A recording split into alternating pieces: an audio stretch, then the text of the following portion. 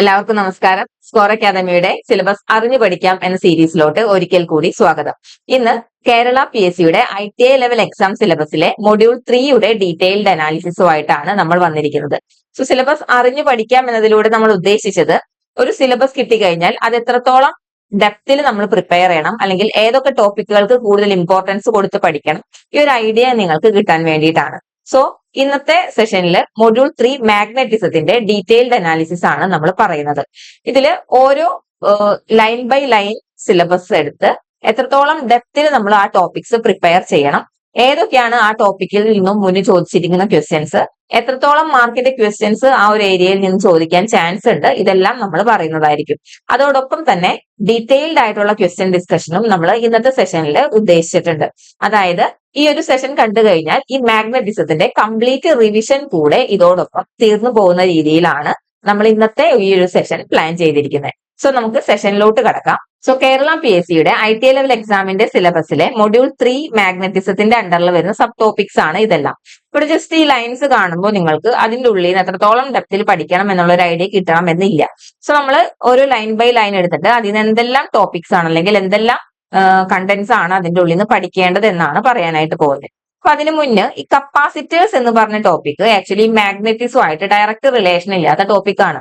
Actually അത് relate ചെയ്ത് നിൽക്കുന്നത് ഇലക്ട്രോസ്റ്റാറ്റിക്സും ആയിട്ടാണ്.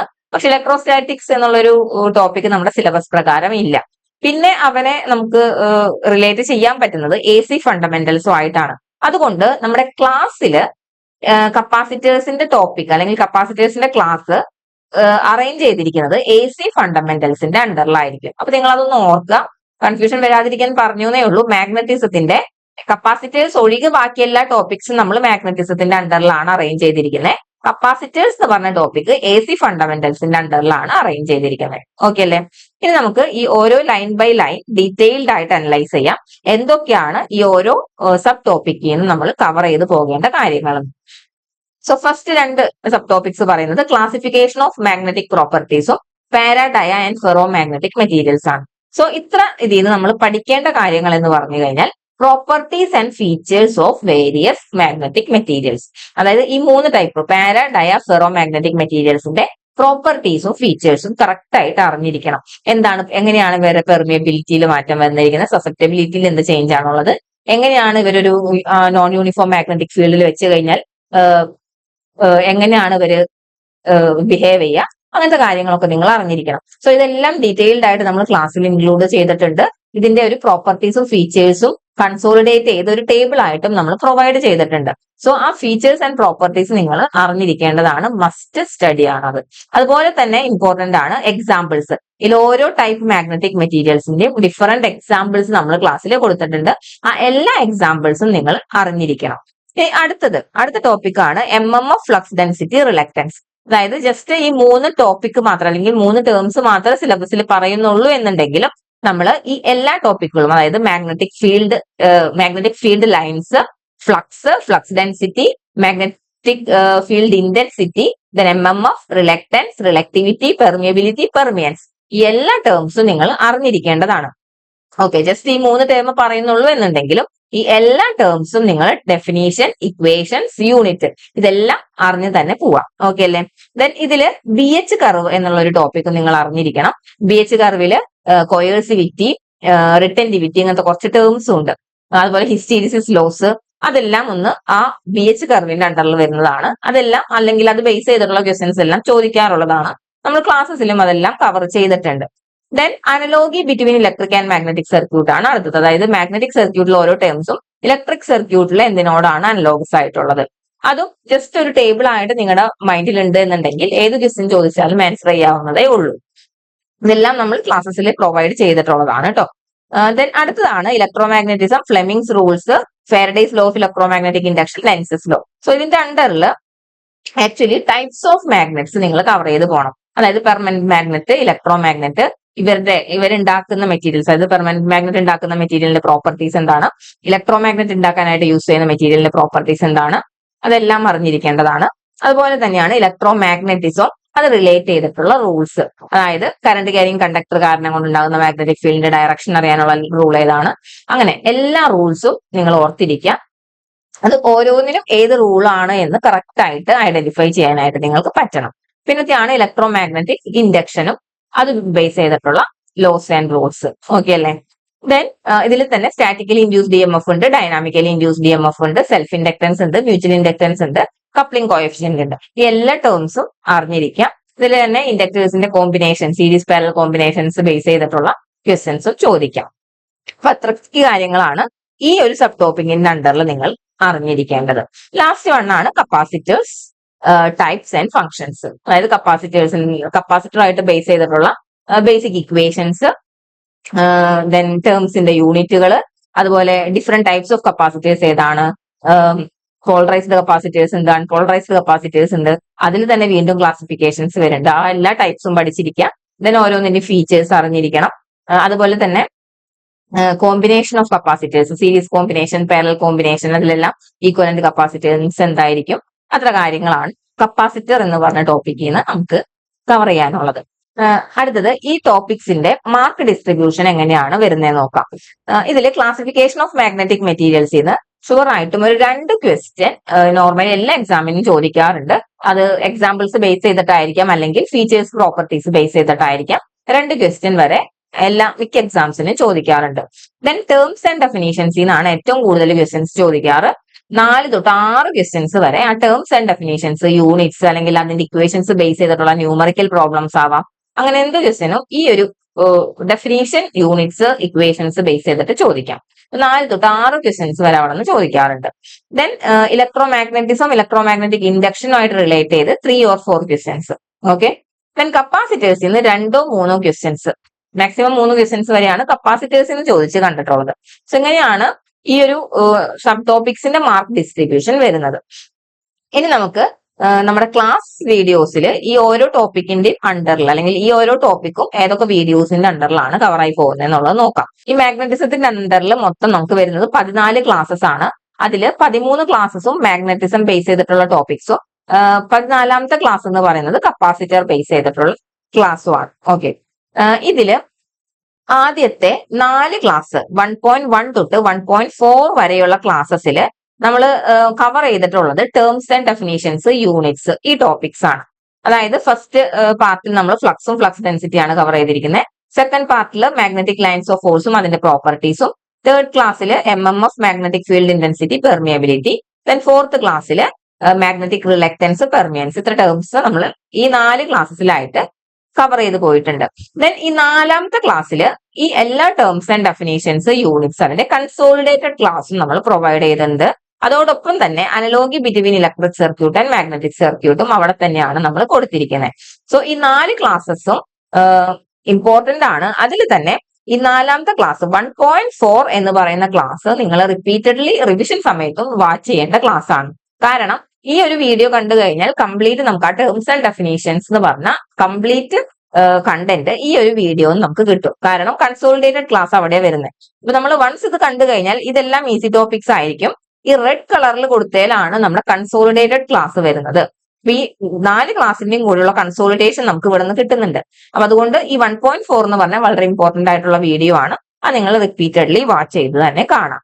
ദെൻ അതോടൊപ്പം തന്നെ ഈ 1.5ഉം 1.6ലും ആണ് magnetic effect of electric current, electromagnetism, electromagnets, അതിന്റെ പ്രോപ്പർട്ടീസ്, അങ്ങനത്തെ കാര്യങ്ങളൊക്കെ വരുന്നത്. Then Fleming's right hand rule, left hand rule discuss ചെയ്തിട്ടുള്ളത് 1.6ലാണ്. അതുകൊണ്ട് 1.5ഉം 1.6ഉം ഇമ്പോർട്ടന്റ് തന്നെയാണ്. ഓക്കെ ആണോ? ദെൻ ഈ യെല്ലോ ഷെയ്ഡ് കൊടുത്തിരിക്കുന്നത് നിങ്ങൾക്ക് ലെസ് ഇമ്പോർട്ടൻസ് കൊടുത്ത് പഠിച്ചാൽ മതി എന്നുള്ള ടോപ്പിക്സ് ആണ്. അല്ലെങ്കിൽ ആ വീഡിയോസ് നിങ്ങൾക്ക് ജസ്റ്റ് കണ്ടു കഴിഞ്ഞാൽ പിന്നീട് സ്കിപ്പ് ചെയ്ത് കാണാവുന്നതാണ്. അതായത് 1.7, 1.8, 1.9 ഈ വീഡിയോസ് നിങ്ങൾ സ്കിപ്പ് ചെയ്താലും കുഴപ്പമില്ല എന്നുള്ള വീഡിയോസ് ആണ് ആ യെല്ലോ കളറിൽ കൊടുത്തിരിക്കുന്നത്. കാരണം ഈ 1.7ല് magnetic field due to a current carrying solenoid എന്നാണ് പറഞ്ഞിരിക്കുന്നത്. അത് ആക്ച്വലി അത് ബേസ് ചെയ്ത് ഇടയ്ക്ക് ഒരു ക്വസ്റ്റ്യൻ ചോദിച്ചിട്ടുണ്ട് ITI ലെവൽ എക്സാമിന്. അതുകൊണ്ടാണ് നമ്മൾ ആ ടോപ്പിക് ഇൻക്ലൂഡ് ചെയ്തിരിക്കുന്നത്. അപ്പൊ നിങ്ങൾ പറ്റില്ല, കാണണ്ട എന്നുണ്ടെങ്കിൽ സ്കിപ്പ് ചെയ്താലും കുഴപ്പമില്ല എന്നുള്ള ടോപ്പിക്കാണ് നമ്മൾ ആ യെല്ലോ കളറിൽ ഇട്ടിരിക്കുന്നത്.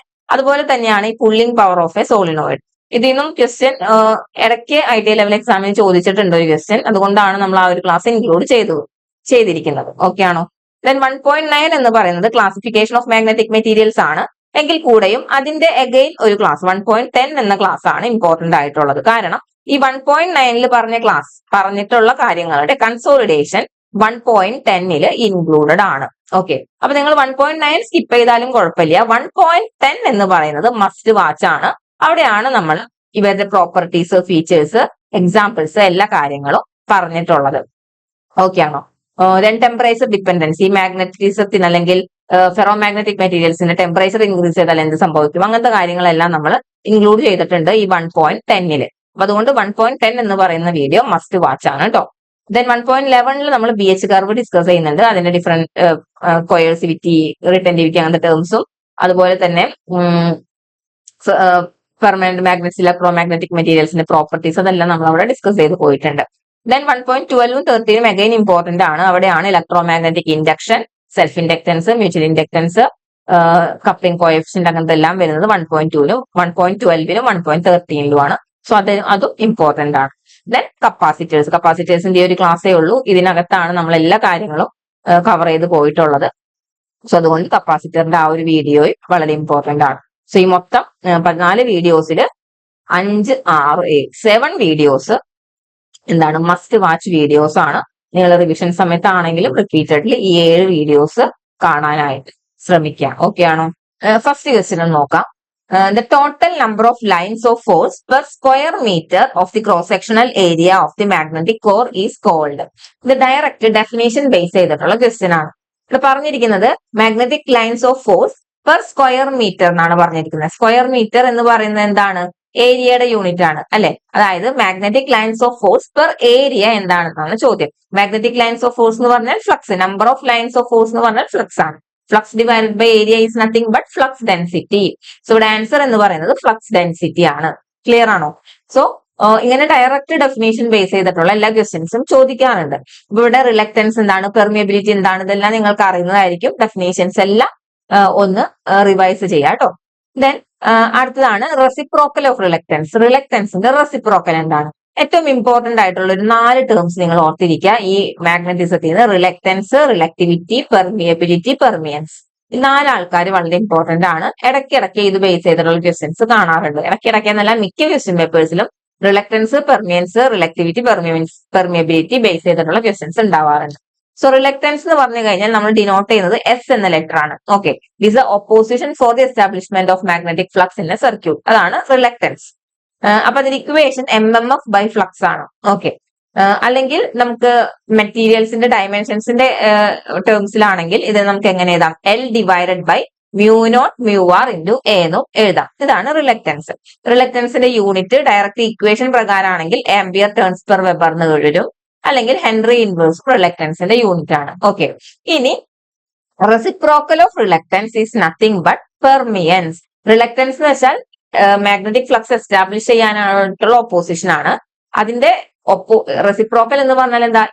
Easiness to establish the magnetic flux അല്ലെ. അപ്പൊ അതെന്ന് പറയുന്നതാണ് പെർമിയൻസ്. ഓക്കെ ആണോ? So 1/s is called permeance. ഇവിടെ ചോദിച്ചിരിക്കുന്നത് ഇതാണ്, reciprocal of reluctance. It is permeance. Option C ആണ് ഇവിടെ കറക്റ്റ് ആൻസർ ആയിട്ട് വരുന്നത്. സോ ഇത്രത്തോളം ടേംസിന്റെ ഇക്വേഷൻസും യൂണിറ്റ്സും ഒന്ന് ഓർത്തിരിക്കാം. റിലക്റ്റൻസിന്റെ റെസിപ്രോക്കൽ ആണ് പെർമിയൻസ്, പെർമിയബിലിറ്റിയുടെ റെസിപ്രോക്കൽ ആണ് റിലക്ടിവിറ്റി. ഒന്ന് ഓർത്തിരിക്കുക കേട്ടോ. ദെൻ അടുത്ത question, if an electromagnet contains 100 turns and carries a current of 5 ampere, find the reluctance if the flux produced by the electromagnet is 0.2 Weber. ഇത്രത്തോളം കാര്യങ്ങൾ തന്നിട്ടുണ്ട്. ഇത് ആക്ച്വലി ആ ഡെഫിനേഷൻസ്, ടേംസ് ആൻഡ് ഡെഫിനേഷൻസിൽ നിന്ന് ചോദിക്കാറുള്ള ന്യൂമറിക്കൽ ടൈപ്പ് ക്വസ്റ്റ്യൻ ആണ്. അപ്പൊ ആ definitions പഠിക്കുന്നതോടൊപ്പം നമ്മൾ ആ ഇക്വേഷൻസ് എല്ലാം അതിന്റെ പഠിക്കുന്നുണ്ട്, യൂണിറ്റ്സും പഠിക്കുന്നുണ്ട്. ആ ഇക്വേഷൻസ് ബേസ് ചെയ്ത് ന്യൂമറിക്കൽ ക്വസ്റ്റ്യൻസ് ചോദിക്കാം. അപ്പൊ അതിനൊരു എക്സാമ്പിൾ ആണ് ഇത്. ഇവിടെ തന്നിരിക്കുന്നത് നമ്പർ ഓഫ് ടേൺസ് N തന്നിട്ടുണ്ട്, കറണ്ട് തന്നിട്ടുണ്ട്, ഫ്ലക്സ് തന്നിട്ടുണ്ട്. ചോദിച്ചിരിക്കുന്നത് റിലക്റ്റൻസ് കണ്ടുപിടിക്കാനാണ്. സോ N-ഉം I-യും കണ്ടു കഴിഞ്ഞാൽ നമുക്ക് അപ്പം അറിയാം MMF എന്ന് പറയുന്നത് അല്ലെ. MMF is N into I ആണ് അല്ലെ. ഫ്ലക്സും തന്നിട്ടുണ്ട്. റിലക്റ്റൻസ് നമ്മൾ ഇപ്പൊ തന്നെ പറഞ്ഞതാണ് equation. MMF divided by flux ആണ് റിലക്റ്റൻസിന്റെ ഇക്വേഷൻ. MMF എന്ന് പറയുന്നത് എന്താണ്? N ഇൻറ്റു I ആണ് അല്ലെ. സോ ഈ ഒരു ഇക്വേഷൻ അപ്ലൈ ചെയ്ത് കഴിഞ്ഞാൽ നമുക്ക് എന്ത് കണ്ടുപിടിക്കാം? റിലക്റ്റൻസ് കണ്ടുപിടിക്കാനായിട്ട് പറ്റും. ഓക്കെ, ഇതാണ് ഇവിടെ നമ്മൾ അപ്ലൈ ചെയ്യേണ്ട ഇക്വേഷൻ. ഓക്കെ, ദെൻ അടുത്ത ക്വസ്റ്റ്യൻ. സോ ഇത് ചെയ്ത് നോക്കി നോക്കുക. കിട്ടുന്ന ആൻസർ എന്ന് പറയുന്നത് ഓപ്ഷൻ എ ആയിരിക്കും കേട്ടോ. ദെൻ അടുത്ത ക്വസ്റ്റ്യൻ നോക്കാം. Magnets are made of low retentivity but high permeability materials are called. ഇത് ക്ലാസിഫിക്കേഷൻ അല്ലെങ്കിൽ ടൈപ്സ് ഓഫ് മാഗ്നറ്റ് എന്നുള്ള ക്വസ്റ്റ്യൻ ആണ്. ഇലക്ട്രോ മാഗ്നറ്റ്, പെർമനന്റ് മാഗ്നറ്റ് എല്ലാം നമ്മൾ പഠിക്കാൻ പറഞ്ഞിട്ടുള്ളതാണ്. അതിന്റെ പ്രോപ്പർട്ടീസ്, റിട്ടൻറ്റിവിറ്റി എങ്ങനെയാണ് ആവണം, പെർമിയബിലിറ്റി എങ്ങനെയായിരിക്കണം, അങ്ങനത്തെ കാര്യങ്ങളെല്ലാം നമ്മൾ ക്ലാസ്സിൽ ഒരുവിധം പറഞ്ഞിട്ടുള്ളതാണ്. അപ്പൊ പറഞ്ഞതിന്റെ ഒരു കൺസോളിഡേഷൻ ആണ് നമ്മളിവിടെ ആഡ് ചെയ്തിരിക്കുന്നത്. പെർമനന്റ് മാഗ്നറ്റ്സിന് വേണ്ട പ്രോപ്പർട്ടീസ്, ഇലക്ട്രോ മാഗ്നറ്റ്സ് ഉണ്ടാക്കുന്ന മെറ്റീരിയൽസിന് വേണ്ട പ്രോപ്പർട്ടീസ് ആണ് പറഞ്ഞിരിക്കുന്നത്. സോ ഇവിടെ പെർമനന്റ് മാഗ്നറ്റ്സിന് വേണ്ടത് high retentivity, high coercivity, wide hysteresis loop. Electro magnets ആണെങ്കിൽ ലോ റിട്ടൻറ്റിവിറ്റി ആയിരിക്കും, ലോ കൊയേഴ്സിവിറ്റി ആയിരിക്കും, നേരോ ഹിസ്റ്റീരിസിസ് ലൂപ്പ് ആയിരിക്കും. അതുപോലെ തന്നെ ഹൈ പെർമിയബിലിറ്റി വേണം. ഓക്കെ, പെട്ടെന്ന് മാഗ്നറ്റ് ആയിട്ട് മാറാനായിട്ട് അതിന് പറ്റണം. അപ്പൊ ഹൈ പെർമിയബിലിറ്റി വേണം. So low retentivity, high permeability is the property of a electro magnet. അപ്പൊ അങ്ങനെ ഉണ്ടാക്കുന്ന മാഗ്നറ്റ്സ് ആയിരിക്കും ഇലക്ട്രോ മാഗ്നറ്റ്സ്. ക്ലിയർ ആണോ? സോ ആൻസർ എന്ന് പറയുന്നത് ഓപ്ഷൻ സി ആണ്. സോ ഈ കാര്യങ്ങളൊന്ന് ഓർക്കാം. ദെൻ നമ്മുടെ ബി എച്ച് കർവ് ഒന്ന് വീണ്ടും ഒന്ന് റിഫ്രഷ് ചെയ്തെടുക്കുക നിങ്ങൾ. പി എച്ച് കർവ്, അതിലെ റിട്ടൻറ്റിവിറ്റി, കൊയേഴ്സിവിറ്റി എന്താണ്, എവിടെയാണ് ആ പോയിന്റ്സ് എന്നുള്ളതെല്ലാം ഒന്ന് റിമെമ്പർ ചെയ്യാം കേട്ടോ. സോ ഈ ഒരു ക്വസ്റ്റ്യനിൽ നിന്ന് നിങ്ങൾ എത്രത്തോളം കാര്യങ്ങൾ നിങ്ങളുടെ മൈൻഡിലോട്ട് വരണം ഈ ഒരു ക്വസ്റ്റ്യൻ കാണുമ്പോൾ. പെർമനന്റ് മാഗ്നറ്റ്സിന്റെ പ്രോപ്പർട്ടീസ്, ഇലക്ട്രോ മാഗ്നറ്റ്സ് ഉണ്ടാക്കുന്ന മെറ്റീരിയലിന്റെ പ്രോപ്പർട്ടീസ്, ഹിസ്റ്റീരിസിസ് ലൂപ്പിൽ കൊയേഴ്സിവിറ്റി, റിട്ടൻറ്റിവിറ്റി, അങ്ങനത്തെ എല്ലാ ടേംസും മൈൻഡിൽ വെക്കാം. ഓക്കെ അല്ലേ? അടുത്ത ക്വസ്റ്റ്യനിലോട്ട് പോവാം. In the given options which is the diamagnetic substance? ഏതാണ് ഡയാമാഗ്നറ്റിക് സബ്സ്റ്റൻസ് എന്ന് ചോദിച്ചേക്കുന്നത്. എഗെയിൻ ഇത് എല്ലാ മിക്ക ക്വസ്റ്റ്യൻ പേപ്പേഴ്സിലും കാണുന്ന ക്വസ്റ്റ്യൻ ആണ്. Examples, different types of magnetic മെറ്റീരിയൽസിന്റെ എക്സാമ്പിൾസ്. സോ ഇവിടെ നിങ്ങൾ ഓർത്തിരിക്കേണ്ടത് ഈ ഒരു എക്സാമ്പിൾസ് നമ്മൾ ക്ലാസ്സിൽ പറഞ്ഞിട്ടുള്ള സെയിം എക്സാമ്പിൾസ് തന്നെയാണ്. ഓരോന്നിന്റെയും അണ്ടറിൽ എന്തൊക്കെ എക്സാമ്പിൾസ് നമ്മൾ പറഞ്ഞിട്ടുണ്ടോ അതെല്ലാതും ഓർത്തിരിക്കുക. കാരണം ഇതിനേത് വേണമെങ്കിലും ഈ ഒരു ടൈപ്പ് ഓഫ് ക്വസ്റ്റ്യൻ നിന്ന് ചോദിക്കാവുന്നതാണ് അല്ലെ. ഏത് എക്സാമ്പിൾ ഏതെങ്കിലും 4 ഇട്ട് കഴിഞ്ഞാൽ തന്നെ ക്വസ്റ്റ്യൻ ആയി. അപ്പൊ ഇതിന് എത്രത്തോളം ക്വസ്റ്റ്യൻസ് വേണമെങ്കിലും ഫ്രെയിം ചെയ്തെടുക്കാം. എക്സാമ്പിൾസ് എല്ലാം നിങ്ങളുടെ മൈൻഡിൽ ഉണ്ടായിരിക്കണം. ഇപ്പൊ ഇവിടെ ചോദിച്ചിരിക്കുന്നത് ഡയാമാഗ്നറ്റിക് സബ്സ്റ്റൻസ് ഏതാണെന്നാണ്. ആൻസർ വാട്ടർ ആണ്. വാട്ടർ ആണ് നമ്മുടെ ഡയാമാഗ്നറ്റിക് സബ്സ്റ്റൻസ്. ഇവിടെ സ്റ്റീൽ എന്ന് പറയുന്നത് ഫെറോമാഗ്നറ്റിക് സബ്സ്റ്റൻസ് ആണ്. പ്ലാറ്റിനം എന്ന് പറയുന്നത് പാരാമാഗ്നറ്റ് ആണ്. എയർ എന്ന് പറയുന്നത് പാരാമാഗ്നറ്റ് ആണ്. വാട്ടർ മാത്രമാണ് ഡയാമാഗ്നറ്റിക് മെറ്റീരിയൽ ആയിട്ടുള്ളത്. ഓക്കെ അല്ലേ? സോ എല്ലാ എക്സാമ്പിൾസും നമ്മൾ ക്ലാസ്സിൽ പറഞ്ഞിട്ടുള്ള എല്ലാ എക്സാമ്പിൾസും റിവൈസ് ചെയ്യുക കേട്ടോ. കണ്ടിന്യൂസ്ലി റിപ്പീറ്റഡ്ലി നിങ്ങൾ റിവൈസ് ചെയ്തുകൊണ്ടിരിക്കുക. ഇതിനൊക്കെ ആ ഒരു ടൈപ്സ് ഓഫ് മാഗ്നറ്റിക് മെറ്റീരിയൽസിൽ നിന്ന് ചോദിക്കാനുള്ള വേറൊരു ടൈപ്പ് ക്വസ്റ്റ്യൻ ആണ് പ്രോപ്പർട്ടീസ് റിലേറ്റ് ചെയ്തിട്ട്. അതായത് from the given statements which are related to paramagnetic materials. Paramagnetic മെറ്റീരിയൽസിന്റെ പ്രോപ്പർട്ടീസ് അറിഞ്ഞാലാണ് അപ്പൊ ഇത് നമുക്ക് കണ്ടുപിടിച്ച് ഐഡന്റിഫൈ ചെയ്യാനായിട്ട് പറ്റുള്ളൂ. ഇപ്പൊ ഇവിടെ പറഞ്ഞിരിക്കുന്നത് substance are weakly magnetised when placed in an external magnetic field. External magnetic ഫീൽഡിൽ വെച്ചാൽ വീക്ക്ലി മാഗ്നറ്റൈസ് ആവുന്നതാണ് പറഞ്ഞിരിക്കുന്നത്. അത് പാരാമാഗ്നറ്റിക് മെറ്റീരിയലിന്റെ പ്രോപ്പർട്ടി ആണ്. വീക്ക്ലി മാഗ്നറ്റൈസ് ആവുള്ളൂ അല്ലെ. ഓക്കെ, അപ്പൊ അത് പ്രോപ്പർട്ടി ആണ്. Then substances move from weak field region to strong field region in a non uniform magnetic field. അതും കറക്റ്റ് ആണ്. വീക്ക് ചെയ്ത് സ്ട്രോങ്ങിലോട്ട് മൂവ് ചെയ്യുന്നതാണ് പാരയും ഫെറോയും. ഡൈ ആണെങ്കിലോ സ്ട്രോങ്ങിൽ നിന്ന് വീക്ക് റീജിയനിലോട്ടാണ് മൂവ് ചെയ്യുക. കാരണം അത് slightly repelled by the magnetic field ആണ്. സോ ഇത് എന്ന് പറയുന്നത് പാരാമാഗ്നറ്റിക് മെറ്റീരിയലിന്റെ പ്രോപ്പർട്ടി തന്നെയാണ്. പിന്നെ അടുത്തത് magnetic susceptibility is negative. Negative ആണോ? അല്ല. പാരാമാഗ്നറ്റിക് മെറ്റീരിയൽസിന് സസെപ്റ്റബിലിറ്റി സ്ലൈറ്റ്ലി പോസിറ്റീവ് ആണ്. നെഗറ്റീവ് വരുന്നത് ഡയാമാഗ്നറ്റിക് മെറ്റീരിയൽസിനാണ് സസെപ്റ്റബിലിറ്റി. അപ്പൊ ഇത് തെറ്റാണ് അല്ലെ. Relative permeability is less than 1. Again relative permeability less than 1 വരുന്നത് ഡയക്കാണ്. അതുകൊണ്ടാണ് അവന്റെ സസെപ്റ്റബിലിറ്റി നെഗറ്റീവ് ആയി പോകുന്നത്. അപ്പൊ ഇതും ഡയയുടെ പ്രോപ്പർട്ടിയാണ്, പാരയുടെ പ്രോപ്പർട്ടി അല്ല. അപ്പൊ കറക്റ്റ് ആയിട്ട് ഓരോ മെറ്റീരിയൽസിന്റെയും പ്രോപ്പർട്ടിയും ഫീച്ചേഴ്സും അറിഞ്ഞാൽ മാത്രമാണ് ഇത്തരം സ്റ്റേറ്റ്മെന്റ് ടൈപ്പ് ക്വസ്റ്റ്യൻസിന് ആൻസർ ചെയ്യാനായിട്ട് പറ്റുള്ളൂ. ഓക്കെ അല്ലേ? സോ ആദ്യത്തെ 2 ഓപ്ഷൻ 1 and 2 ആണ് കറക്റ്റ് ആയിട്ടുള്ള answers. Option A is the correct answer. So നിങ്ങൾ ഇവിടെ ഓർത്തിരിക്കേണ്ടത് diamagnetic material, paramagnetic material, ferromagnetic മെറ്റീരിയൽസിന്റെ പ്രോപ്പർട്ടീസ് ആണ്. ടേബിൾ നമ്മൾ ക്ലാസ്സിൽ ഓൾറെഡി പ്രൊവൈഡ് ചെയ്തിട്ടുള്ള ടേബിൾ ആണ്. റിപ്പീറ്റഡ്ലി നിങ്ങൾ റിവൈസ് ചെയ്യുക കേട്ടോ. ഈ ടേബിൾ ITI ലെവൽ എക്സാമിന് ചോദിച്ചിരിക്കുന്ന ക്വസ്റ്റ്യൻ തന്നെയാണ് കേട്ടോ. ഡ്രാഫ്റ്റ്സ്മാൻ ഗ്രേഡ് 2 എന്ന് പറയുന്നത് ITI ലെവൽ എക്സാം ആണ്. ഓക്കെ, അടുത്ത question. Which of the following statements are correct regarding magnetic effect of electric current? Magnetic effect of electric current base ചെയ്തിട്ടുള്ള ക്വസ്റ്റ്യൻ ആണ് കേട്ടോ. അതായത് ഇലക്ട്രോമാഗ്നറ്റിസം ഒക്കെ ആയിട്ട് റിലേറ്റ് ചെയ്തിട്ടുള്ള question. Greater the current through A conductor the stronger is the magnetic field produced. നമുക്കറിയാം ഒരു conductor അതിൽ കൂടെ ഒരു കറന്റ് ക്യാരി ചെയ്യുന്നുണ്ടെങ്കിൽ അതിന് ചുറ്റിനും മാഗ്നറ്റിക് ഫീൽഡ് പ്രൊഡ്യൂസ് ചെയ്യും അല്ലെ. മാഗ്നറ്റിക് ഫീൽഡ് പ്രൊഡ്യൂസ് ചെയ്യുന്ന അറിയാം. ആ മാഗ്നറ്റിക് ഫീൽഡിന്റെ സ്ട്രെങ്ത് എന്ന് പറയുന്നത് greater the current stronger the magnetic field ആണ് അല്ലെ. കറന്റിന് ഡയറക്ട്ലി പ്രൊപ്പോർഷണൽ ആണെന്ന് നമുക്കറിയാം ആ മാഗ്നറ്റിക് ഫീൽഡിന്റെ സ്ട്രെങ്ത്. അപ്പൊ അത് കറക്റ്റ് ആണ്. Right hand grip rule can be used to determine the direction of magnetic field around a conductor. Right hand grip rule ആണ്. Right hand grip rule, right hand അല്ലെങ്കിൽ അതിന് തന്നെ റൈറ്റ് ഹാൻഡ് തമ്പ് റൂൾ എന്ന് നമ്മൾ പറയും, അല്ലെങ്കിൽ cork screw rule. ഇതെല്ലാം current carrying conductor കാരണം കൊണ്ട് ഉണ്ടാകുന്ന മാഗ്നറ്റിക് ഫീൽഡിന്റെ ഡയറക്ഷൻ അറിയാനായിട്ടാണ് നമ്മൾ യൂസ് ചെയ്യുന്നത്. അപ്പൊ ഈ ഓപ്ഷനും കറക്റ്റ് ആണ്. തേർഡ് ഓപ്ഷനോ, magnetic field near the conductor is weak and becomes stronger as the distance from the conductor increases. അങ്ങനെയാണോ? അല്ല, നിയർ ദി കണ്ടക്ടർ ആണ് മാഗ്നറ്റിക് ഫീൽഡിന്റെ സ്ട്രെങ്ത് കൂടുതൽ. ഡിസ്റ്റൻസ് കൂടുന്തോറും മാഗ്നറ്റിക് ഫീൽഡിന്റെ സ്ട്രെങ്ത് കുറഞ്ഞു വരികയാണ് ചെയ്യാം. സാറ് ക്ലാസ്സിൽ ഡീറ്റെയിൽഡ് ആയിട്ട് എക്സ്പ്ലെയിൻ ചെയ്തിട്ടുള്ള ഒരു ഏരിയ ആണ് കേട്ടോ ഈ magnetic effect of electric current. Doubt ഉണ്ടെന്നുണ്ടെങ്കിൽ ക്ലാസ് വീഡിയോസ് പോയി കാണാം. ഓക്കെ അല്ലേ? സോ ഇവിടെ ആൻസർ എന്ന് പറയുന്നത് 1 and 2 ആണ് കറക്റ്റ് ആയിട്ടുള്ള statements. So option B is the correct answer. Clear അല്ലേ? Okay. Then next question. The direction of induced EMF can be found with the help of. ഏത് റൂൾ യൂസ് ചെയ്തിട്ടാണ് direction of induced EMF കണ്ടുപിടിക്കാനാണ്. ഓക്കെ. ഏത് apply ചെയ്താലും നമുക്ക് direction of induced EMF കണ്ടുപിടിക്കാൻ പറ്റാം? ലെൻസസ് ലോ ഓക്കെ ആണ്. ഫ്ലെമിങ്സ് ലെഫ്റ്റ് ഹാൻഡ് റൂൾ അല്ല. ലെഫ്റ്റ് ഹാൻഡ് റൂൾ ഫോഴ്സ് ആണ് അല്ലെ. റൈറ്റ് ഹാൻഡ് പാം റൂൾ എങ്ങനെയാണ്? മാഗ്നറ്റിക് ഫീൽഡിന്റെ ഡയറക്ഷൻ കണ്ടുപിടിക്കാൻ, ഇൻഡ്യൂസ്ഡ് EMFന്റെ ഡയറക്ഷൻ അല്ല. സോ ഇതും തെറ്റാണ്. കോർക്ക് സ്ക്രൂ റൂളും അങ്ങനെ തന്നെ മാഗ്നറ്റിക് ഫീൽഡിന്റെ ഡയറക്ഷൻ ആണ്. സോ ഇവിടെ കറക്റ്റ് ആൻസർ എന്ന് പറയുന്നത് ലെൻസസ് ലോ ആണ്. ഇവിടെ ഫ്ലെമിങ്സ് റൈറ്റ് ഹാൻഡ് റൂൾ എന്നുള്ള ഓപ്ഷൻ ഉണ്ടെങ്കിലോ, Fleming's right hand rule correct ആയിട്ടുള്ള ആൻസർ ആണ്. അപ്പൊ നമ്മൾ ഈ ക്വസ്റ്റ്യൻ റിവിഷൻ ക്ലാസ്സിൽ ഒരുപാട് തവണ ഡിസ്കസ് ചെയ്തിട്ടുള്ളതാണ്. അതായത് ലെൻസസ് ലോ മാത്രം ഓപ്ഷനിലുള്ളൂ, അല്ലെങ്കിൽ ഫ്ലെമിങ്സ് റൈറ്റ് ഹാൻഡ് റൂൾ മാത്രം ഓപ്ഷനിലുള്ളൂ, അല്ലെങ്കിൽ രണ്ട് റൂളും കൂടെ ഓപ്ഷൻസിൽ വന്നു കഴിഞ്ഞാൽ ഏതാണ് കറക്റ്റ് ആൻസർ വരിക, അതെല്ലാം നമ്മൾ റിവിഷൻ ക്ലാസ്സിൽ ഡിസ്കസ് ചെയ്തിട്ടുണ്ട്. അതൊന്നും കൂടി ഒന്ന് പോയി കാണാം. ആക്ച്വലി ലെൻസസ് ലോയും right hand Fleming's right hand റൂളും കൂടി രണ്ടും കൂടെ വന്നിട്ടുണ്ടെങ്കിൽ ആക്ച്വലി നമ്മൾ ചൂസ് ചെയ്യേണ്ട answer Fleming's right hand rule തന്നെയാണ്. ആ ഒരു രീതിക്കാണ് നോർമലി ക്വസ്റ്റ്യൻ പേപ്പേഴ്സിന്റെ answer key, final answer key വരാറുള്ളത്. സോ ലെൻസസ് ലോ എന്ന് പറയുന്നത് ആക്ച്വലി ലോ ആണത്. ആക്ച്വലി റൂൾ എന്ന് നമുക്ക് പറയാൻ പറ്റില്ല. എങ്കിൽ കൂടെയും ഫ്ലെമിങ്സ് റൈറ്റ് ഹാൻഡ് റൂളും ലെൻസസ് ലോയും നമുക്ക് ഇൻഡ്യൂസ്ഡ് EMFന്റെ ഡയറക്ഷൻ കണ്ടുപിടിക്കാനായിട്ട് യൂസ് ചെയ്യാൻ പറ്റുന്നത് തന്നെയാണ്. പക്ഷേ രണ്ടും കൂടെ ഒന്നിച്ച് വരുന്ന കേസസിൽ ഫ്ലെമിങ്സ് റൈറ്റ് ഹാൻഡ് റൂൾ ആണ് നമ്മൾ ആൻസർ ആയിട്ട് പ്രിഫർ ചെയ്യേണ്ടത്. ഡീറ്റെയിൽഡ് ആയിട്ട് നമ്മൾ റിവിഷൻ ക്ലാസ്സിലെല്ലാം പറഞ്ഞിട്ടുള്ളതുമാണ് കേട്ടോ. അപ്പൊ ഒന്ന് നിങ്ങൾ നോക്കുക, ഡൗട്ട് ഉണ്ടെങ്കിൽ ഈ ഒരു ടേബിൾ ഒന്ന് ഓർത്തിരിക്കുക. ഡിഫറെന്റ് റൂൾസ് ഏതൊക്കെ പർപ്പസിനായിട്ടാണ് യൂസ് ചെയ്യുന്നതെന്നുള്ളത് കേട്ടോ.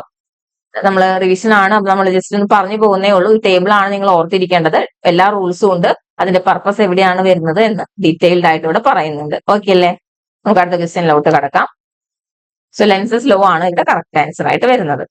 അടുത്തത്, which law states that the magnitude of induced EMF is directly proportional to the rate of change of flux linkage. അതായത് induced EMF is equals NdΦ/dt എന്ന് പറയുന്നത് ലോ ഏതാണ്? ഫാരഡേസ് ലോ ആണെന്ന് നമുക്കറിയാം. Faraday's laws of electromagnetic induction. അല്ലെ first law ആണോ second law ആണോ? മാഗ്നിറ്റ്യൂഡിനെ പറ്റി പറയുന്നത് സെക്കൻഡ് ലോ ആണ് അല്ലെ. So Faraday second law of electromagnetic induction ആണ് കറക്റ്റ് ആൻസർ. ക്ലിയർ അല്ലേ? അവ ലോസും ഉണ്ടെങ്കിൽ അതിന്റെ ഡെഫിനേഷൻസ് കറക്റ്റ് ആയിട്ട് മനസ്സിലാക്കി വെക്കാം. ഓക്കെ. അടുത്ത question. A coil with 100 turns and area of 0.01 meter square is placed in a uniform magnetic field. If the magnetic field changes from 0.2 Tesla to 0.8 Tesla in 0.1 seconds, then calculate the EMF. Induced EMF കണ്ടുപിടിക്കാനാണ് പറഞ്ഞിരിക്കുന്നത്. അതായത് Faraday's law അല്ലെങ്കിൽ ഇലക്ട്രോമാഗ്നറ്റിക് ഇൻഡക്ഷനിൽ നിന്ന് ചോദിക്കാനുള്ള ഒരു numerical type question ആണത്. അറിഞ്ഞിരിക്കേണ്ട ആൻസർ ഇക്വേഷൻ ഇതാണ്. Induced EMF is equal to N × dφ/dt. പക്ഷെ ഇവിടെ ചെറിയൊരു പ്രശ്നമുള്ളത്, ഫ്ലക്സിലെ ചേഞ്ച് അല്ല ഇവിടെ തന്നിരിക്കുന്നത്, ഫ്ലക്സ് ഡെൻസിറ്റിയുടെ ടേംസിലാണ് ആ ചേഞ്ച് തന്നിരിക്കുന്നത് അല്ലെ.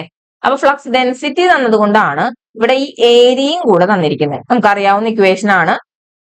Flux density is equal to flux divided by area ആണ്. നമുക്ക് വേണ്ടത് ഫ്ലക്സ് ആണെന്നുണ്ടെങ്കിൽ എന്ത് ചെയ്യണം?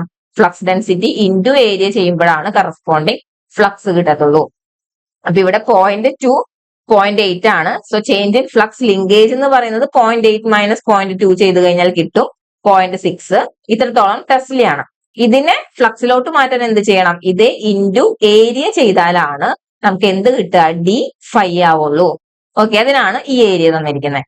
അതിനുശേഷം സബ്സ്റ്റിറ്റ്യൂട്ട് ചെയ്താൽ മതി. ഇവിടെ n തന്നിട്ടുണ്ട് 100, t എന്ന് പറയുന്നത് 0.1 ആണ് തന്നിട്ടുണ്ട്, dt. ഓക്കെ അല്ലേ? സോ n d5 dt എല്ലാം കിട്ടി. സബ്സ്റ്റിറ്റ്യൂട്ട് ചെയ്യുക, കിട്ടുന്ന ആൻസർ 6 വോൾട്ട് ആയിരിക്കും. ഓക്കെ അല്ലേ? ചെയ്ത് നോക്കുക കേട്ടോ. ദെൻ അടുത്ത question, an inductor with an inductance of 50 millihenry carries a current of 4 ampere. Calculate the energy stored in the magnetic field of the inductor. നമ്മൾ എല്ലാ ടൈപ്പ് ഓഫ് ക്വസ്റ്റ്യൻസ്, അതായത് എല്ലാ ടോപ്പിക്കിൽ നിന്നും ജസ്റ്റ് ഒരു ക്വസ്റ്റ്യൻ മാത്രമാണ് പറഞ്ഞു പോകുന്നത്. നിങ്ങൾ കൂടുതലായിട്ടുള്ള ക്വസ്റ്റ്യൻസ് എല്ലാം നമ്മൾ റിവിഷൻ സീരീസിലുണ്ട്. നിങ്ങൾക്ക് ജസ്റ്റ് ഒന്ന് ആ ഇക്വേഷൻസും എല്ലാം ഒന്ന് ഫെമിലിയറൈസ് ആവാനായിട്ട് അല്ലെങ്കിൽ റിവൈസ് ചെയ്യാൻ വേണ്ടിയിട്ടാണ് നമ്മളിത് എല്ലാ ടോപ്പിക്കിൽ നിന്നുമുള്ള ജസ്റ്റ് ഓരോ ക്വസ്റ്റ്യൻസ് മാത്രം ഇട്ട് പോകുന്നത് കേട്ടോ. അപ്പൊ നിങ്ങളൊന്ന് റിവൈസ് ചെയ്യുമ്പോൾ ഇതെല്ലാം ഒന്ന് കാണാം.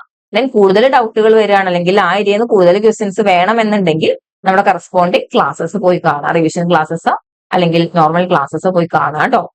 സോ ഈ ഒരു ക്വസ്റ്റ്യൻ പറഞ്ഞിരിക്കുന്നത് energy stored in A magnetic field of inductor ആണ്. ഇൻഡക്ടറിലെ എനർജി സ്റ്റോർഡ് കണ്ടുപിടിക്കാനുള്ള ഇക്വേഷൻ ആണിത്, ഹാഫ് Li². ഡയറക്റ്റ് ഇക്വേഷൻ ആണ്, എല്ല് തന്നിട്ടുണ്ട്. ഡയറക്റ്റ് ഇക്വേഷനിലുള്ള സബ്സ്റ്റിറ്റ്യൂഷൻ ആണ്, എല്ലും തന്നിട്ടുണ്ട് ഐയും തന്നിട്ടുണ്ട്. സബ്സ്റ്റിറ്റ്യൂട്ട് ചെയ്താൽ മതി. ശ്രദ്ധിക്കേണ്ട കാര്യം, ഇവിടെ ഇൻഡക്ടൻസ് മില്ലി ഹെൻറിയിലാണ്. സോ 50 × 10⁻³ കൊടുത്തിട്ട് വേണം ഇവിടെ എല്ലിൽ സബ്സ്റ്റിറ്റ്യൂട്ട് ചെയ്യാൻ. ആ ഒരു കാര്യം മാത്രമാണ് ഇവിടെ ശ്രദ്ധിക്കേണ്ടത്. സോ ഇക്വേഷൻ ഒന്ന് ഓർക്ക്, ഹാഫ് Li², എൽ ഇൻഡക്ടൻസ് ആണ്, ഐ എന്ന് പറയുന്നത് കറണ്ട് ആണ്. ക്ലിയർ അല്ലേ? ഓക്കെ. സോ ചെയ്തു വരുമ്പോൾ കിട്ടുന്ന ആൻസർ 0.4 joules ആണ് കേട്ടോ. Then അടുത്ത question, what will be the inductance when the iron of an iron cored coil is removed to make it as air cored coil? അതായത് നമ്മുടെ കയ്യിൽ ഒരു ഇൻഡക്ടർ ഉണ്ട്, അത് അയേൺ കോർഡ് ആണ്. അയേൺ കോർഡ് ഇൻഡക്ടർ എന്ന് പറഞ്ഞു കഴിഞ്ഞാൽ അതായത് ഒരു അയേൺ കോറുമേ ആയിരിക്കും ഈ വൈൻഡിങ് വൂണ്ട് ചെയ്ത് വെച്ചിരിക്കുന്നത്. സോ ഇങ്ങനെയുള്ള ഒരു ഇൻഡക്ടറിനെയാണ് അയേൺ കോർഡ് ഇൻഡക്ടർ എന്ന് പറയുന്നത്. അതിൽ നിന്ന് ഈ കോർ ഉണ്ടല്ലോ, ആ കോറിനെ എടുത്ത് മാറ്റി എയർ കോർഡ് ആക്കിയപ്പോൾ, ആ കോർ ഇല്ലെങ്കിൽ പിന്നെ ആ വൈൻഡിങ് മാത്രമായാൽ എയർ കോർഡ് ആണ്, കാരണം അതിന്റെ ഉള്ളിൽ എയർ ആണ് ഇപ്പോൾ ഉള്ളത്. അപ്പൊ ഇങ്ങനെയുള്ള ഒരു ഉണ്ടായിരുന്ന ഇൻഡക്ടറിനെ ഈ കോർ എടുത്ത് മാറ്റി എയർ കോർഡ് ആക്കി. അങ്ങനെയാണെങ്കിൽ ഇവന്റെ ഇൻഡക്ടൻസിൽ എന്ത് ചേഞ്ച് ആണ് വരിക എന്നാണ് ചോദിച്ചിരിക്കുന്നത്. കൂടുതലാണോ കുറവാണോ അല്ലെങ്കിൽ ചേഞ്ച് വരില്ലേ എന്നുള്ളതാണ് ക്വസ്റ്റ്യൻ. ഇവിടെ നമ്മൾ അപ്ലൈ ചെയ്യേണ്ട ഇക്വേഷൻ ഏതാ? ഇൻഡക്ടറിന്റെ ഈ ഒരു ഇക്വേഷൻ ആണ് ഇവിടെ നമ്മൾ അപ്ലൈ ചെയ്യേണ്ടത്. ഇൻഡക്ടൻസിന്റെ വേറൊരു ഇക്വേഷനും കൂടെ നമുക്ക് അറിയാവുന്നത് L = N⁵/I എന്നുള്ള ഇക്വേഷൻ ഉണ്ട് കേട്ടോ. ഇതാണ് ഡയറക്റ്റ് ആ ഡെഫിനേഷനിൽ നിന്ന് നമ്മൾ ഡെഫിനേഷൻ ബേസ് ചെയ്ത് ഉണ്ടാക്കിയെടുക്കുന്ന ഇക്വേഷൻ ആണ് L = N⁵/I. ഇതിൽ നിന്നാണ് ഈ ഒരു ഇക്വേഷൻ വന്നിരിക്കുന്നത്. അതായത് ഇവിടെ 5/Iക്ക് നമ്മൾ സബ്സ്റ്റിറ്റ്യൂഷൻ കൊടുത്തു കഴിയുമ്പോൾ, അതായത് S റിലക്ടൻസ് = mmf/flux ആണെന്ന് നമുക്കറിയാം അല്ലെ. mmf/flux എന്ന് പറഞ്ഞു കഴിഞ്ഞാൽ Ni/φ ആണ് അല്ലെ. ഇവിടെ ഒന്ന് റീഅറേഞ്ച്മെന്റ് ചെയ്ത് കഴിയുമ്പോഴാണ് നമുക്ക് ഈ ഒരു ഇക്വേഷൻ ഇങ്ങനെയായിട്ട് മാറുന്നത്. L = N²/S, where S is the reluctance, എന്ന് പറയുന്നത് നമ്പർ ഓഫ് ടേൺസ്, ഇങ്ങനെയായിട്ട് മാറുന്നത്. ഈ എസിന്റെ ഇക്വേഷൻ നമുക്കറിയാം ഇങ്ങനെയാണ് അല്ലെ, L/μ0μr × A ആണ്. അങ്ങനെയാണെങ്കിൽ അത് ഇവിടെ സബ്സ്റ്റിറ്റ്യൂട്ട് ചെയ്ത് കഴിഞ്ഞാൽ ഫൈനൽ ഇക്വേഷൻ ഇങ്ങനെ വരും. അങ്ങനെയാണ് എല്ലിന്റെ ഇക്വേഷൻ, ഈ ഒരു ഇക്വേഷൻ നമുക്ക് കിട്ടിയത്, μ0μr N²A/L. ഇതില് അയേണിനെ മാറ്റിയിട്ട് എയർ ആക്കുമ്പോൾ ഏത് ടൈമിലെ വ്യത്യാസം വരാം? ഏരിയയും ലെങ്ത് ഒന്നും മാറ്റം വന്നിട്ടില്ല, എന്നിലും മാറ്റം വന്നിട്ടില്ല. Only thing changed is μr അല്ലെ. അതായത് അയേൺ കോർഡിന് അയേണിന്റെ ഒരു റിലേറ്റീവ് പെർമിയബിലിറ്റി അവിടെ ഉണ്ടായിരിക്കും. അത് മാറ്റിക്കഴിഞ്ഞാലോ എയർ ആയി കഴിഞ്ഞാൽ റിലേറ്റീവ് പെർമിയബിലിറ്റി ഈസ് 1 അല്ലെ. അതായത് μ0 N²A/L എന്നേ വരുള്ളൂ. അപ്പോ മ്യൂവിന്റെ വാല്യൂ എന്തായി? 1 ആയിട്ട് കുറഞ്ഞു. റിലേറ്റീവ് പെർമിയബിലിറ്റി ഓഫ് അയൺ എന്ന് പറയുന്നത് കൂടുതലായിരിക്കും, കാരണം എയറിനേക്കാളും മോസ്റ്റ് കണ്ടക്റ്റീവ് ആണ് അയൺ. എയർ എന്ന് പറയുന്നത് പാരാമാഗ്നറ്റിക് ആണ്, അയൺ എന്ന് പറയുന്നത് ഫെറോ ആണ്. എന്താണെങ്കിലും ഹൈ ആയിരിക്കും ഫെറോക്ക്. അപ്പൊ അതുകൊണ്ട് തന്നെ വെരി ഹൈ വാല്യൂ ഓഫ് ഉണ്ടായിരുന്നു അയൺ ആയിരുന്നപ്പോ എയർ ആക്കിയപ്പോഴോ എന്ന് പറയുന്നത് കുറഞ്ഞു. വിച്ച് മീൻസ് ഇൻഡക്ടൻസും മ്യൂവും എന്താണ്? ഡയറക്റ്റ് റിലേഷനാണ്. അതുകൊണ്ട് കുറഞ്ഞു കഴിഞ്ഞാൽ എന്ത് കുറയും? എല്ലും കുറയും. So inductance will be less. Option B ആണ് കറക്റ്റ് ആൻസർ. ക്ലിയർ ആണല്ലോ? സോ ഓർത്തിരിക്കേണ്ടത് ഈ ഇക്വേഷൻ ട്ടോ. ഇൻഡക്ടൻസിന് ഈ ഇക്വേഷനും അതുപോലെ തന്നെ ഈ ഒരു ഇക്വേഷനും കൂടെ ഓർത്തിരിക്കുക, N⁵/I. ക്ലിയർ അല്ലേ? ഓക്കെ. ഇവിടെ വേറൊരു കാര്യം കൂടെ ഓർക്കാം, μ0ന്റെ വാല്യൂ ഒന്ന് ഓർത്തിരിക്കണേ. 4π × 10⁻⁷ Henry/m ആണ് പെർമിയബിലിറ്റി ഓഫ് ഫ്രീ സ്പേസിന്റെ. μ0ന്റെ വാല്യൂ പെർമിയബിലിറ്റിയുടെ യൂണിറ്റ് ഹെൻറി പെർ മീറ്റർ. ഇത്ര കാര്യങ്ങളൊന്ന് ഓർക്കുക. അടുത്ത ക്വസ്റ്റ്യൻ കപ്പാസിറ്റൻസ്. ഈ കപ്പാസിറ്റൻസ് ബേസ് ചെയ്തിട്ടുള്ള ക്വസ്റ്റ്യൻസ് ആണ്. Capacitance of a capacitor is not affected by thickness of plate, distance between plates, area of plate, none of this. ആ രണ്ട് ഇക്വേഷൻ ഉണ്ടാക്കുക. കപ്പാസിറ്റൻസിന്റെ ഇക്വേഷൻ അറിഞ്ഞാൽ മതി. Capacitance is equal to epsilon A by D, where epsilon is the permeability of the medium, A is the area of the plate, D is distance between the plates. അതായത് രണ്ട് capacitor ഉണ്ടെങ്കിൽ ഈ പ്ലേറ്റിന്റെ area എന്താണോ അതാണ് A എന്ന് പറയുന്നത്. D എന്ന് പറയുന്നത് ഈ പ്ലേറ്റുകളുടെ ഇടയിലുള്ള ഡിസ്റ്റൻസ്. എപ്സിലോൺ എന്ന് പറയുന്നത് ഇതിന്റെ ഇടയിൽ ഏത് മീഡിയ ആണോ ഫിൽ ചെയ്തിരിക്കുന്നത് അതിന്റെ പെർമിറ്റിവിറ്റി. ഓക്കെ അല്ലേ?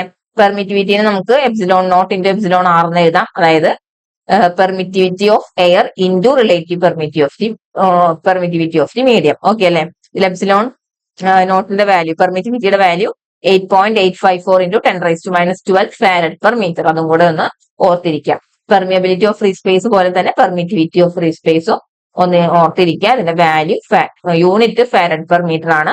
പെർമിയബിലിറ്റിയുടെ യൂണിറ്റ് എന്തായിരുന്നു? ഹെൻറി പെർ മീറ്റർ ആയിരുന്നു. ഓക്കെ അല്ലേ? അതൊന്ന് ഓർത്തിരിക്കണേ. ദെൻ അപ്പൊ ഇത്രയാണ് ഈ ഇക്വേഷൻ ആണ് ഇവിടെ ഓർക്കേണ്ടത്. അപ്പൊ ചോദിച്ചിരിക്കുന്നത് എന്താണ്? കപ്പാസിറ്ററിന്റെ കപ്പാസിറ്റൻസിന് എഫക്ട് ചെയ്യാത്തത് ഏതാണ്? ഡിസ്റ്റൻസ് ബിറ്റ്വീൻ പ്ലേറ്റ്സും ഏരിയയും എഫക്ട് ചെയ്യും. തിക്നെസ് ഓഫ് പ്ലേറ്റ് ആണ് എഫക്ട് ചെയ്യാത്തത്. പ്ലേറ്റിന്റെ തിക്നെസ് മാറിയെന്ന് വെച്ചാൽ കുഴപ്പമില്ല, ഏരിയ മാറാതിരുന്നാൽ മതി. ഏരിയ മാറിയാലാണ് കപ്പാസിറ്റൻസിൽ മാറ്റം വരാം. തിക്നെസ് മാറിയത് കൊണ്ട് മാറ്റം വരത്തില്ല. സോ ഓപ്ഷൻ എ ആണ് ഇവിടെ കറക്റ്റ് ആയിട്ടുള്ള ആൻസർ. ക്ലിയർ അല്ലേ? ഓക്കെ. ദെൻ കപ്പാസിറ്റൻസിൽ അടുത്തൊരു question. The energy stored in a capacitor could be determined as. Energy സ്റ്റോർഡിന്റെ ഇക്വേഷൻ എന്ന് പറയുന്നത് ഹാഫ് സി വി സ്ക്വയർ ആണ്. ഇൻഡക്ടറിൽ നമ്മൾ ഹാഫ് എൽ ഐ സ്ക്വയർ എന്ന് പറയുന്ന പോലെ ഇവിടെ ഹാഫ് സി വി സ്ക്വയർ ആണ്. പക്ഷെ അങ്ങനെ ഒരു ആൻസർ ഇവിടെ ഇല്ല. ഹാഫ് സി വി സ്ക്വയർ എന്ന് പറയുന്നത് ആൻസർ ഇല്ല. പകരം വേറെ എന്തൊക്കെയൊക്കെയോ ആണ്, ക്യൂവിന്റെ ടേംസിലൊക്കെ കാണുന്നുണ്ട്. അപ്പൊ നിങ്ങൾ ഓർത്തിരിക്കേണ്ട വേറൊരു ഇക്വേഷൻ, കപ്പാസിറ്റൻസിൽ നിങ്ങൾ ആകെ കൂടെ ഓർക്കേണ്ട ഒരു മൂന്നേ ഇക്വേഷൻസേ ഉള്ളൂ മെയിൻ ആയിട്ട്. ഒന്ന് Q is equal to C V, രണ്ട് നമ്മൾ നേരത്തെ പറഞ്ഞത് C is equal to epsilon A by D, മൂന്നാമത് ഈ energy stored half C V square. ഈ രണ്ട് ഇക്വേഷൻസ് ബേസ് ചെയ്ത് ആണ് മിക്കവാറും ക്വസ്റ്റൻസ് ചോദിക്കാറ്. ഡയമെൻഷൻസിൽ മാറ്റം വന്ന് എന്ത് സംഭവിക്കും, അല്ലെങ്കിൽ സിയും ബിയും തന്നാൽ ക്യൂ കണ്ടുപിടിക്കാം, അങ്ങനത്തെ ക്വസ്റ്റൻസ്. പിന്നെ എനർജി സ്റ്റോർഡ് ആകുമ്പോൾ ഹാഫ് സി വി സ്ക്വയർ. ഇത്ര ഇക്വേഷൻസേ മെയിൻ ആയിട്ട് കപ്പാസിറ്റർ നോക്കാനുള്ളൂ. അപ്പൊ ഇത്രയ്ക്ക് കാര്യങ്ങളൊന്നും പഠിക്കാം. ഇതില് ഈ ഹാഫ് സി വി സ്ക്വയറിൽ ഈ Q equal to C V വെച്ച് ഇവിടെ റീപ്ലേസ് ചെയ്ത് കഴിഞ്ഞാൽ ഇതിൽ നിന്ന് ഏതെങ്കിലും ഒരു ഇക്വേഷൻ നിങ്ങൾക്ക് കിട്ടും. അത് ചെയ്ത് നോക്കുക. ചെയ്ത് നോക്കുമ്പോൾ കിട്ടുന്ന ആൻസർ ഓപ്ഷൻ സി ആണ്. ക്ലിയർ ആണോ? നമ്മൾ ക്ലാസ്സിലും ഡിസ്കസ് ചെയ്തിട്ടുള്ള സെയിം ക്വസ്റ്റ്യൻ ആണ് കേട്ടോ ഇത്. നിങ്ങൾക്ക് ഈ ഇക്വേഷൻസ് ഒന്ന് ഓർമ്മയിൽ വരാനായിട്ട് ഈ ക്വസ്റ്റ്യൻ ഇട്ടുന്നേ ഉള്ളൂ. സെയിം ക്വസ്റ്റ്യൻസ് നമ്മൾ റിവിഷൻ ക്ലാസ്സിലൊക്കെ ഡിസ്കസ് ചെയ്തിട്ടുണ്ട്. പോയി കാണാൻ ഡൗട്ട് ഉള്ളവര് ഓപ്ഷൻ സി ആണ് ഇവിടെ കറക്റ്റ് ആൻസർ വരുന്നത്. ഇതിനടുത്ത ക്വസ്റ്റ്യൻ കോമ്പിനേഷൻ ഓഫ് കപ്പാസിറ്റേഴ്സ് ആണ്. കോമ്പിനേഷനിൽ ഈ മൂന്ന് ആൾക്കാരെ പാരലലി കണക്ട് ചെയ്തു എന്ന് പറഞ്ഞേക്കുന്നത് equivalent capacitance. So parallelly connect ചെയ്യുമ്പോൾ എങ്ങനെയാണ് എന്നുള്ളത് അറിയാം. കപ്പാസിറ്റേഴ്സ് പാരലൽ എന്ന് പറഞ്ഞു കഴിഞ്ഞാൽ it is similar to resistors in series. Resistors സീരീസിലായാലും എങ്ങനെയാ, നമ്മൾ ജസ്റ്റ് ആഡ് ചെയ്താൽ മതിയില്ലേ റെസിസ്റ്റൻസ്. അതുപോലെയാണ് കപ്പാസിറ്റേഴ്സ് പാരലൽ ആണെങ്കിൽ ജസ്റ്റ് ആഡ് ചെയ്താൽ മതിയോ. C total is equal to C1 plus C2 plus C3 plus etc. So ഇവിടെ മൂന്നാളും കൂടെ ആഡ് ചെയ്താൽ മതി. 25 plus 125 എന്ന് പറയുമ്പോൾ 150, 150 plus 150 300. So 300 milli farad. Okay അല്ലേ? So 300 milli farad option D ആണ് കറക്റ്റ് ആൻസർ. ഈ കപ്പാസിറ്റേഴ്സ് സീരീസിലായിരുന്നെങ്കിലോ, സീരീസിലാണെങ്കിൽ റെസിസ്റ്റേഴ്സ് പാരലലിൽ കണക്ട് ചെയ്യുന്ന സെയിം ഇഫക്റ്റ് ആണ്. So 1 by C total is equal to 1 by C1 plus 1 by C2 plus 1 by C3 plus etc. Clear അല്ലേ? മാറിപ്പോവാതെ ഓർത്തിരിക്കാം. ഇൻഡക്ടേഴ്സിന്റെ combination ആയിരുന്നെങ്കിൽ എങ്ങനെയാ? ഇൻഡക്ടേഴ്സിന്റെ കോമ്പിനേഷൻ എന്ന് പറഞ്ഞാൽ same as resistor. Series combination of inductors എന്ന് പറഞ്ഞാൽ സീരീസ് കോമ്പിനേഷൻ ഓഫ് റെസിസ്റ്റേഴ്സ് അങ്ങനെ തന്നെയാണ്. Series parallel combination of inductors എന്ന് വെച്ചാൽ same as parallel combination of resistors. ആ ഒരു രീതിയിലാണ്. അപ്പൊ അതും കൂടെ ഒന്ന് ഓർക്കാം. ദെൻ ഇൻഡക്ടേഴ്സിന്റെ ക്വസ്റ്റ്യൻസിൽ നമ്മൾ വിട്ടുപോയത് mutual inductance, self inductance, coupling coefficient, ഇതായിട്ട് ബേസ് ചെയ്ത ക്വസ്റ്റ്യൻസ് ഒക്കെ ചോദിക്കാറുണ്ട് നോർമലി. അപ്പൊ അതും കൂടെ ഒന്ന് റിവൈസ് ചെയ്യുന്നതിന്റെ കൂട്ടത്തിൽ റിവൈസ് ചെയ്ത് പോവാ കേട്ടോ. ഓക്കെ അല്ലേ? അടുത്ത question, when capacitors are connected in parallel which of the following statements are true? Okay അല്ലേ? പാരലൽ കണക്ട് ചെയ്യുമ്പോൾ ഏതൊക്കെ സ്റ്റേറ്റ്മെന്റ്സ് ആണ് ട്രൂ ആയിട്ട് വരുന്നത്? The charge of each capacitor is same. പാരലലിൽ ചാർജ് സെയിം ആണെന്നാണ് പറയുന്നത്. പിന്നത്തെ നോക്കുക, voltage across each capacitor is same. പാരലലിൽ ഏതാ? പാരലലി വോൾട്ടേജ് സെയിം ആണ് നമുക്കറിയാം അല്ലെ? കപ്പാസിറ്റേഴ്സ് പാരലലി കണക്ട് ചെയ്തേക്കുന്നു. ഓരോന്നിനും അക്രോസ് ഉള്ള വോൾട്ടേജ് സെയിം ആയിരിക്കും. കാരണം പാരലൽ കണക്ഷൻ ആണ്. നമ്മൾ ഇവിടെ ഒരു 20 വോൾട്ട് അപ്ലൈ ചെയ്താൽ എല്ലാ കപ്പാസിറ്റേഴ്സിനും കിട്ടുന്നത് 20 വോൾട്ട് ആയിരിക്കും. വോൾട്ടേജ് സെയിം ആണ്. ചാർജ് സെയിം ആണോ? ചാർജ് സെയിം അല്ല. ചാർജ് എന്ന് പറയുമ്പോൾ കറണ്ടിന്റെ പോലെയാ. പാരലൽ കണക്ഷനിൽ കറണ്ട് സെയിം ആണോ? അല്ല, കറണ്ട് ഡിഫറെന്റ് ആണ്. അതുപോലെ തന്നെയാണ് ചാർജും. ഓക്കെ, കാരണം I is equal to Q/T ആണ്. അങ്ങനെ ഓർത്താൽ മതി. അപ്പൊ കറണ്ട് എന്ന് പറയുന്നത് ചാർജിന്റെ പോലെ തന്നെയായിരിക്കും, അല്ലെങ്കിൽ ചാർജ് എന്ന് പറയുന്നത് കറണ്ടിന്റെ പോലെ തന്നെയാവും. അപ്പൊ ചാർജ് ഇവിടെ ഡിഫറെന്റ് ആണ് പാരലൽ കണക്ഷനിൽ. ഓക്കെ, സീരീസിലായിരുന്നെങ്കിലോ ചാർജ് സെയിം ആവും, വോൾട്ടേജ് ഡിഫറെന്റ് ആവും. അങ്ങനെ ഓക്കെ അല്ലേ? അപ്പൊ ഇവിടെ 1 തെറ്റാണ്, 2 കറക്റ്റ് ആണ്. ഇനി the equivalent capacitance is more than the smallest individual capacitance. പാരലലില് ഈക്വലന്റ് കപ്പാസിറ്റൻസ് എന്ന് പറയുന്നത് is more than the smallest individual capacitance. Actually ഇവിടെ ഒരു മിസ്റ്റേക്ക് വന്നതാണ് ക്വസ്റ്റ്യനിൽ. സ്മോളസ്റ്റ് എന്നല്ല, ലാർജസ്റ്റ്. അതായത് ഈക്വലന്റ് കപ്പാസിറ്റൻസ് എന്ന് പറയുന്നത് more than the largest individual capacitance. Individual capacitance വാല്യൂവിനേക്കാളും ലാർജ് ആയിരിക്കും ഈക്വലന്റ് കപ്പാസിറ്റൻസ് വരാണ് പാരലലില്. ശരിയാണ്. കാരണം അവിടെ സി ടോട്ടൽ എന്ന് പറഞ്ഞാൽ എന്താ? C1 plus C2 plus etcetera അങ്ങനെ ചെയ്യുന്നതാണ്. അപ്പൊ ഇവിടെ ഇൻഡിവിജ്വൽ കപ്പാസിറ്റൻസിൽ ഏറ്റവും മാക്സിമം ആരാണോ അവനേക്കാളും കൂടുതലായിരിക്കും എന്താണെങ്കിലും സി ടോട്ടൽ എന്ന് പറയുന്നത്. സോ 3യും ഇവിടെ കറക്റ്റ് ആണ്. ഇവിടെ സ്റ്റേറ്റ്മെന്റ് ലാർജസ്റ്റ് ആണെന്ന് ഓർക്കണേ. Then fourth one, the total energy stored in the combination is less than the energy stored in any individual capacitor എന്നാണ്. നോക്കുക, ഹാഫ് CV² എന്ന ഇക്വേഷൻ നമ്മൾ പറഞ്ഞേ ഇൻഡിവിജ്വലിൽ സ്റ്റോർ ചെയ്യുന്നതിനേക്കാളും കുറവായിരിക്കില്ലേ? കാരണം സി ടോട്ടൽ എന്ന് പറയുന്നത് കൂടുക ചെയ്യുന്നത് ഇൻഡിവിജ്വൽ കപ്പാസിറ്റൻസിനേക്കാളും കൂടുതലാണ് സി ടോട്ടൽ. അതുകൊണ്ട് തന്നെ ടോട്ടൽ കോമ്പിനേഷനിൽ എനർജി സ്റ്റോർഡ് എന്ന് പറയുന്നത് എന്താണെങ്കിലും മോറേ ആയിരിക്കുള്ളൂ. ഇൻഡിവിജ്വലിൽ സ്റ്റോർ ചെയ്യുന്നതിനേക്കാളും കൂടുതലായിരിക്കും എന്താണെങ്കിലും പാരലലി കണക്ട് ചെയ്തിട്ട് കിട്ടുന്ന കോമ്പിനേഷനിലെ എനർജി സ്റ്റോർഡ് അല്ലെ. അതായത് കൂടുതൽ കപ്പാസിറ്റേഴ്സ് വരുമ്പോൾ എന്താണെങ്കിലും എനർജി സ്റ്റോർഡും കൂടുതലോ. അപ്പൊ ഹാഫ് CV² അപ്ലൈ ചെയ്യുമ്പോൾ നമുക്ക് എന്താണ്? ഇത് തെറ്റാണെന്ന് കിട്ടുന്നത്. മോർ ആണ്, ലെസ് അല്ല. സോ ഇവിടെ കറക്റ്റ് ആൻസേഴ്സ് എന്ന് പറഞ്ഞാൽ 2ഉം 3 മാത്രമാണ് കറക്റ്റ് സ്റ്റേറ്റ്മെന്റ്സ് ആയിട്ടുള്ളത്. സോ 2 and 3 ഏതാ? Option C is the correct answer. Clear അല്ലേ? ഓക്കെ, അപ്പൊ ഇത് കോമ്പിനേഷൻ ഓഫ് കപ്പാസിറ്റേഴ്സ് ബേസ് ചെയ്തിട്ടുള്ള ക്വസ്റ്റ്യൻ ആണ്. അടുത്തത്, what will be the effect in a polarized electrolytic capacitor is reversely connected. നമുക്കറിയാം പോളറൈസ്ഡ് കപ്പാസിറ്റർ ആണ് എന്നുണ്ടെങ്കിൽ അത് പൊളാരിറ്റി ഉള്ള ടൈപ്പ് കപ്പാസിറ്റേഴ്സ് ആണ്. അതായത് അതിന്റെ പോസിറ്റീവും നെഗറ്റീവും നമ്മൾ നോക്കി തന്നെ കണക്ട് ചെയ്യണം. അത് റിവേഴ്സ് ആയിട്ട് കണക്ട് ചെയ്താൽ എന്ത് സംഭവിക്കുന്നതാണ് ക്വസ്റ്റ്യൻ. അപ്പൊ ഇവിടെ ടൈപ്സ് ഓഫ് കപ്പാസിറ്റേഴ്സ് ബേസ് ചെയ്തിട്ടുള്ള ക്വസ്റ്റ്യൻ ആണ്. ഡിഫറെന്റ് ടൈപ്സ് ഓഫ് കപ്പാസിറ്റേഴ്സ് ഏതൊക്കെയാണെന്ന് അറിഞ്ഞിരിക്കുക. പോളറൈസ്ഡ് കപ്പാസിറ്റേഴ്സ് ഉണ്ട്, നോൺ പോളറൈസ്ഡ് കപ്പാസിറ്റേഴ്സ് ഉണ്ട്. അതിലും അഗൈൻ ക്ലാസിഫിക്കേഷൻ നമ്മൾ പഠിച്ചിട്ടുണ്ട്. അപ്പൊ ക്ലാസിഫിക്കേഷൻസ് എല്ലാ ടൈപ്സുകളും ഓർത്തിരിക്കുക. അതിന്റെ നമ്മൾ നോട്ട് ക്ലാസ്സിൽ പ്രൊവൈഡ് ചെയ്തിട്ടുണ്ട്. ഷോർട്ട് നോട്ട്സിൽ ബേസിക് ഇലക്ട്രിക്കൽ എഞ്ചിനീയറിംഗില് നോട്ട് നമ്പർ 3 എന്ന് പറയുന്നത് കപ്പാസിറ്റേഴ്സിന്റെ നോട്ടാണ്. അപ്പൊ അത് നോക്കി പഠിക്കുക. അതിൽ കപ്പാസിറ്റേഴ്സിന്റെ എല്ലാ ക്ലാസിഫിക്കേഷൻസും നമ്മൾ ഡീറ്റെയിൽഡ് ആയിട്ട് പറയുന്നുണ്ട് വിത്ത് പ്രോപ്പർട്ടീസ്, ഓരോന്നിന്റെയും പ്രോപ്പർട്ടീസും. സോ ഇവിടെ കറക്റ്റ് ആൻസർ വരുന്നത് ഓപ്ഷൻ ഡി ആണ് വരുന്നത്. സോ ക്ലാസിഫിക്കേഷൻസ് എല്ലാം കൂടുതൽ ഡീറ്റെയിൽഡ് ആയിട്ട് പഠിക്കാൻ നിങ്ങൾ ആ നോട്ട് റെഫർ ചെയ്യുക. ഓക്കെ അല്ലേ? സോ നമ്മൾ ജസ്റ്റ് ഈ മൊഡ്യൂളിൽ നിന്ന് എന്തൊക്കെ ക്വസ്റ്റ്യൻസ് ഓരോ ടോപ്പിക്കിൽ നിന്നും വരാവുന്ന ജസ്റ്റ് ഓരോ ക്വസ്റ്റ്യൻസ് മാത്രമാണ് ഡിസ്കസ് ചെയ്തത്. അപ്പൊ അതിന്റെ കൂടെ തന്നെ നമ്മൾ എന്തൊക്കെയാണ് ആ ഒരു ക്വസ്റ്റ്യൻ കണ്ടു കഴിഞ്ഞാൽ നിങ്ങൾ അതിന്റെ പിന്നിൽ എന്തൊക്കെ കാര്യങ്ങൾ ഉണ്ട് എന്നുള്ളതും കൂടെ ഒന്ന് ചിന്തിക്കുക. കാരണം ജസ്റ്റ് ഒരു ക്വസ്റ്റ്യൻ കണ്ടു അതിന്റെ ആൻസർ ചെയ്യുന്നതിനേക്കാളും അതിൽ നിന്ന് വേറെ എന്തൊക്കെ ക്വസ്റ്റ്യൻസ് നമുക്ക് എക്സ്പെക്ട് ചെയ്യാം, അല്ലെങ്കിൽ ആ ഒരു ക്വസ്റ്റ്യൻ കണ്ടു കഴിഞ്ഞാൽ അതിലെ ഓരോ ടേംസും നോക്കുക. നിങ്ങൾ അത് നിങ്ങൾക്ക് എന്തെങ്കിലും ഡൗട്ട് ഉണ്ട് എന്നുണ്ടെങ്കിൽ അത് റിവൈസ് ചെയ്യുക. അങ്ങനെ ഒന്ന് പഠിക്കാനായിട്ട് ശ്രമിക്കാം. ഒരുപാട് ക്വസ്റ്റ്യൻസ് ചെയ്യുന്നതിനേക്കാളും ഒരു ക്വസ്റ്റ്യൻ ചെയ്ത് കഴിഞ്ഞാൽ അതിൽ നിന്ന് നമ്മൾ കൂടുതൽ ക്വസ്റ്റ്യൻസ് അല്ലെങ്കിൽ കൂടുതൽ ഡീപ്പായിട്ടൊന്ന് ചിന്തിക്കുക. നമ്മൾ ആ ക്വസ്റ്റ്യനിൽ നിന്ന് നമ്മൾ പഠിച്ചിട്ടുള്ള കാര്യങ്ങളെല്ലാം ഒന്ന് റീകളക്ട് ചെയ്യാനായിട്ട് ശ്രമിക്കാം. അപ്പൊ നിങ്ങൾക്ക് ആ എക്സാംസ് അറ്റൻഡ് ചെയ്യുന്നതിനോടൊപ്പം തന്നെ അല്ലെങ്കിൽ ക്വസ്റ്റ്യൻസ് അറ്റൻഡ് ചെയ്യുന്നതോടൊപ്പം തന്നെ റിവിഷനും കൂടി കംപ്ലീറ്റ് ആയി പോകും. ഓക്കെ അല്ലേ? നമുക്ക് മറ്റൊരു സെഷനായിട്ട് വീണ്ടും കാണാം. Thank you for watching. Stay tuned.